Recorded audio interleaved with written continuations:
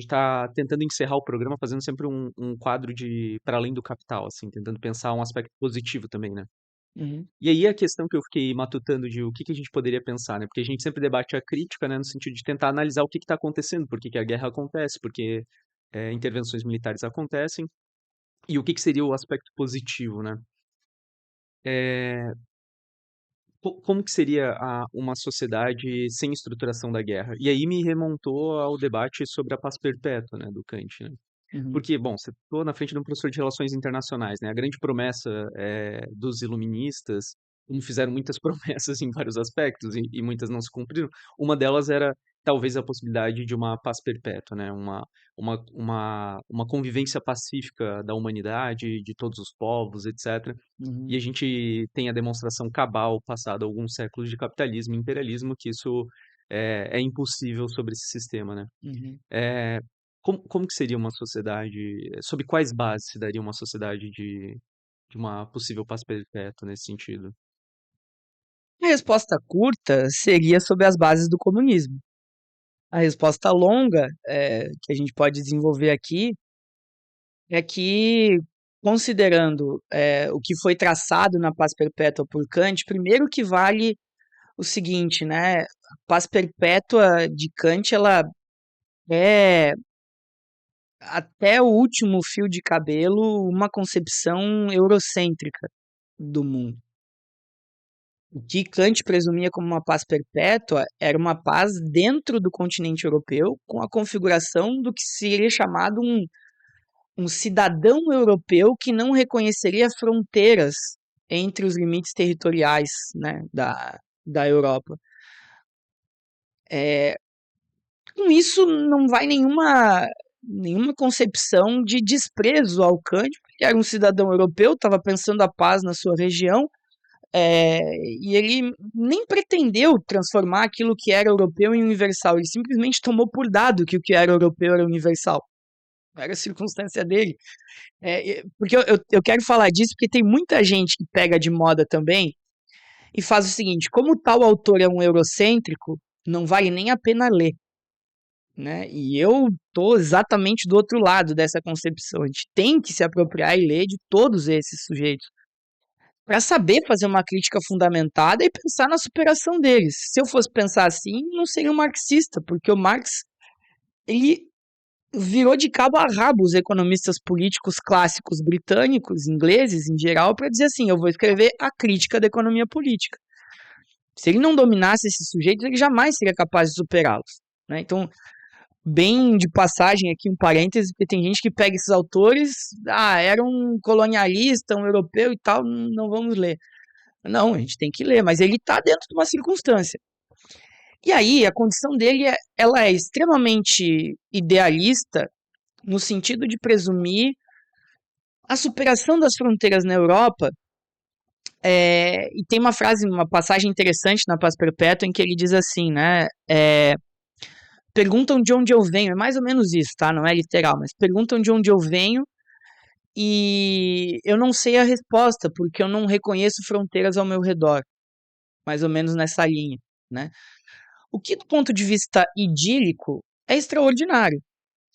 Mas, quando nós colocamos no terreno concreto, como você apontou bem, do pensamento iluminista, o pensamento iluminista traz ilustrações burguesas ao processo político e econômico da consolidação e da transição do capitalismo comercial para o capitalismo industrial de uma maneira extraordinária para aquele período histórico e para aquela região, porque ela presume a superação de um período de Idade Média. O iluminismo, nesse sentido, vai, inclusive, obviamente, jogar fora muitas coisas que são valiosas da Idade Média, presumindo que aquele período de trevas vai ser agora enterrado por um período de luzes. Mas o que eu quero registrar aqui em primeiro passo, reconhecer o caráter progressista do pensamento burguês daquela época, porque ele representa a superação de um pensamento que vigorava na Idade Média com uma sociedade muito ruim, né, em que,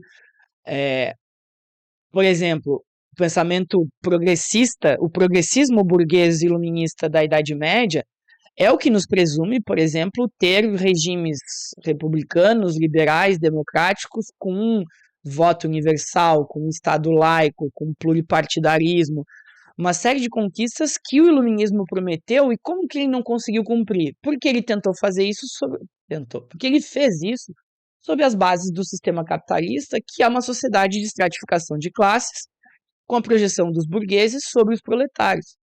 Enquanto estavam, entre aspas, em igualdade de condições, isso nunca aconteceu de fato, mas vamos presumir, enquanto burgueses e proletários não eram classe dominante, porque havia aristocracia no comando, irmanados, entre aspas, aqui, as promessas eram de uma sociedade não só sem divisas territoriais e de paz, mas também sem classes, sem divisões de classe.